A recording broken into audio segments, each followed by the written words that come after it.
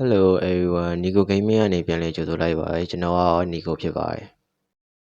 အခုနောက်ပိုင်းမီးရရလဲပုံမှန်မလာတော့ဘဲနဲ့ခဏခဏပြတ်နေတဲ့အတွက်ကြောင့် Wi-Fi မလို့ data မလို့ပဲ offline game လေးရေစော့ကျင်တဲ့ Nyuki တို့အတွက် offline game လေးမျိုးကိုပြောပြပေးတော့မှာဖြစ်ပါတယ်ဆိုတော့ video လေးကိုစလိုက်ရအောင်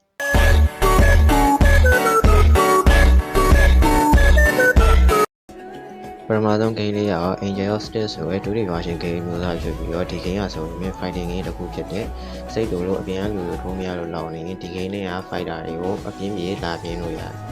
fighter အနေနဲ့ကလည်းတိတ်မများတဲ့အတွက်ကြောင့်ဖုန်းတိုင်းနဲ့ဆော့လို့အဆင်ပြေစေတယ်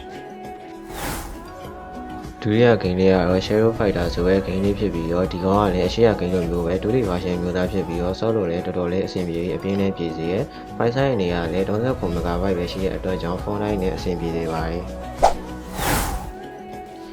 တတိယနေရာမှာရှိနေတဲ့ game ကတော့ Mobile Legends တော့ AOK တို့လိုမျိုး 5v5 mobile game အမျိုးသားဖြစ်ပြီးတော့ Wi-Fi မလို့ data မလို့ပဲဆော့လို့ရမှာဖြစ်ပါတယ် fighter အနေနဲ့ကလည်း124 MB ပဲရှိတဲ့အတွက်ကြောင့်ဖုန်းတိုင်းနဲ့အဆင်ပြေပြီးဆော့လို့ရမှာဖြစ်ပါတယ်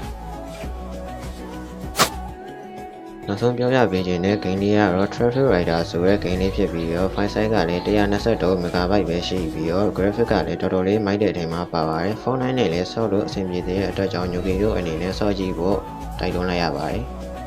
ကျွန်တော်ဒီနေ့ပြောပြပေးခဲ့တာတော့မီးပြတ်နေလဲအေးဆေးအပြင်းပြေဆော့လို့ရတဲ့ game လေးဖြစ်ပြီးတော့နောက်ရက်တွေမှာလည်းဒီလိုမျိုး game sharing video လေးတွေနဲ့ပြန်လာခဲ့ပါမယ်ဗျ